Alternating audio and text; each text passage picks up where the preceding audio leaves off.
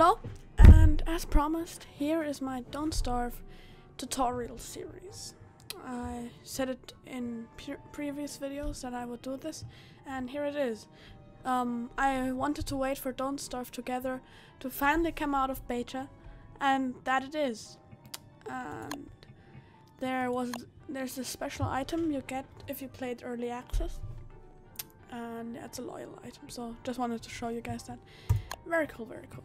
So the first tutorial, today's tutorial, will be about setting up your world so you like it. So like, these are just other worlds I play with my friends on, but I'm gonna make a new server, aka a new world, and I would say that you all should do it in Don't Starve Together, because it's more or less the same like Don't Starve, but if you want to, your friends can join in, but they don't have to. So that's nice.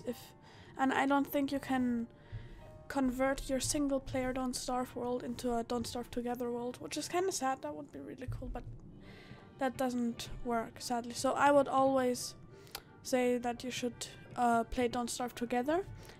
When you buy Don't Starve, you get Don't Starve Together for free, or at least when you bought Don't Starve, you got the early access for free, and now I also have the whole game for free. I don't know if it's still free now, but whatever. I would always say get Don't Starve Together, except if you've got no internet connection, but how can you watch my video if you don't have internet connection? Well, whatever. So first it will ask you what your play style is. Social, cooperative, competitive, or madness. Social is like, it's not very hard to survive. You probably will survive up to 100 days and so on. So that's not hard. But it's just a fun experience with friends. Cooperative, that's a bit more harder. You can really fail and die, all of you. And but it's still kind of fun with friends, and it's not impossible. Then we have competitive. It's about the same as cooperative, but the cooperative aspect is gone, and it's PvP, like player versus player. I mean, it is nice, but to get good weapons and armor in the game, you have to survive for a lot of days. So this might not be the best if you're doing it for your first time. And then there's madness. This is just utter chaos. I would definitely say don't play this, except if you're already a pro at the game, because that's just crazy. So keep away from that for now. I'm gonna choose cooperative. I always play cooperative. Social is too easy for me, and competitive, meh. I prefer playing with my friends than against my friends. So we've got our playstyle. Now we need a name. As you see, my names are always very creative, so we're just gonna call this tutorial. Tutorial-lissy. That's better. And I'm just gonna type something, tutorial description thingy. Yeah, I can type for sure. Yeah, whatever. So we can choose if it should be public, friends only, local only, or Steam group. Public means that everyone can access and play on your server. Friends only can mean that only your Steam friends can play. Local only means only that people in your local affection network can play, LAN network. And Steam group is that everyone in your Steam group can play. But then you will have to write your ID. So I'm gonna choose friends only, because I don't want that random people come on my server. And I don't want local because my friends are not in my house. So yeah. Then we've got survival, wilderness, and endless. I would always say go with survival, because it's more fun, if you ask me, and it's a bit more challenging. Here's the description. We survive together, we die together. Enter through the jury-rigged portal, turn into a ghost when you die. Dead players cause sanity drain for living players. So that's kind of neat, but it is hard if you don't have mods installed, and I'll talk about mods later. And we've got wilderness. It's wild and dangerous out there. Enter at a random location in the world. No safety net. If you die, try again. Others may or may not be friendly. So this implies that there is PvP, and there is no generic portal, which is kind of hard for newer players, and it's not so great if you just want to have a fun time with your friends, which most of the time you do in Unstarve. And then there's Endless. A Unstarve sandbox. Enter through the generic portal, turn into a ghost when you die, no sanity drain, resurrection always available via generic portal. So this is kind of nice if you just want to have fun. But there are mods for that make it better, and Endless is kind of buggy right now, and it gives you health point drain with a few of the characters. So I would not recommend Endless not until it's patched. But we have got some mods to make it the same as Endless, more or less. And here you can turn PvP on or off, whatever you prefer. I prefer it off. And here you can put your max players. I always put it on 6.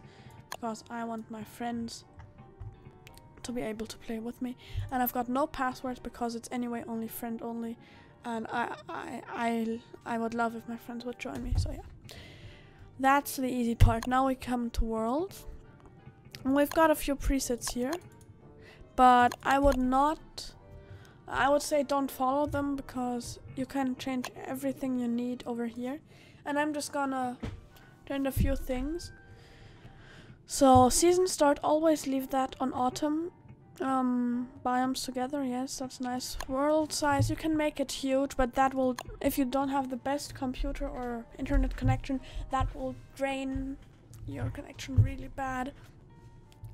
And it will, it's not nice if you don't have good connection, which sadly I don't always, so I will just leave it on large. It's more than enough anyway. Just don't mess with this. Just don't mess with these, and don't mess with anything until here. If you want, you can put the day on long day. That's nice for beginners, if you ask me. Rain, maybe you want to turn that on less. I'll just keep it normal. What you want to do, which I always play with this is kind of nice. World regrowth, put that on fast. And put down put and then do this. This is just a bit nicer for the beginning. So what we've done is we've raised the amount of flowers and evil flowers, grass, saplings, reeds and flint, and also boulders. So this is kind of nice if you want to get your important materials within the first day, which you will easily be able to if you've got long day activated. And maybe you just want to put down meteors because they're very annoying. So if you've sometimes got problems with food, just put up berry bushes, and always put up rabbits because you'll need them for the winter, and lower the amount of hounds. So that's about what I would change, and this does not make it any easier to survive in any way. It will still be very hard. But hound attacks, the reason why we lowered them is because they are so annoying. They will destroy your entire game. We put more rabbits in preparation for winter. Less meteors because they are just very annoying and they don't really make the game any more fun. We raised berry bushes so we have more food.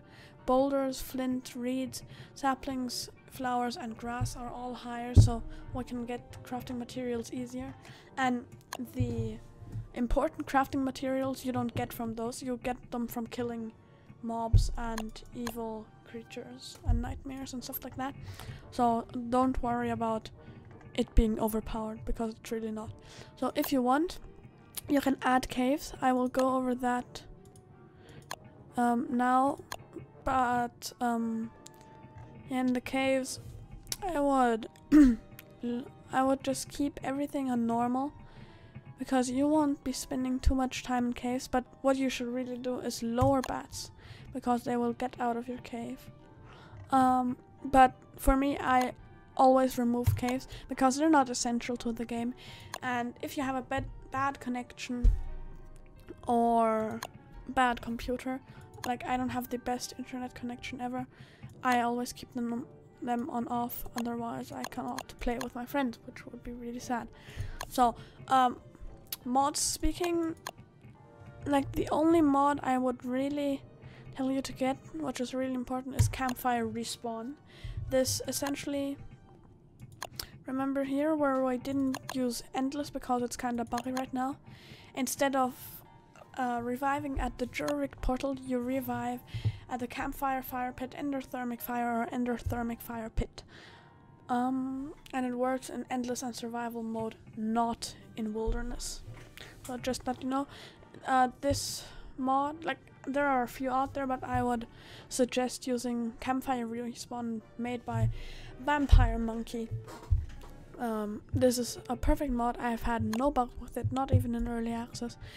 And another fun thing is gesture wheel. It gives you no advantages whatsoever, but it's just fun to have fewer modes. Oh yeah. And I would also use no fire spread. Oh, by the way, gesture wheel is made by some guy I can't pronounce the name of, so yeah, sorry. And no fire spread, I would just enable that, because if you're playing Willow like me, this without this mod you will really destroy your land, which you clearly don't want to do. And this mod is made by BSY Jupiter. Then rollbacks and bans, you shouldn't really worry about this, but like if you have some friend you really hate, you can just ban him. So that's about it. And then just click generate world and the Jurric portal will appear, and then this wonderful generating world mechanism will happen. And I think we're in, more or less. I can't hear the sound anymore, which... And we're here. Okay. And now we're already at the character menu. And this is where I will do my next episode of the tutorial series. So, see you guys in the next episode. Please leave a like if you enjoyed. If it was helpful, please leave a like, comment down below. And if you want more of these videos, Don't Starve tutorials and Dirty Bomb and CSGO and Minecraft, if that's your thing, please be sure to subscribe, because I bring a lot of those videos. Okay guys, see you in the next episode and have a good day. Bye.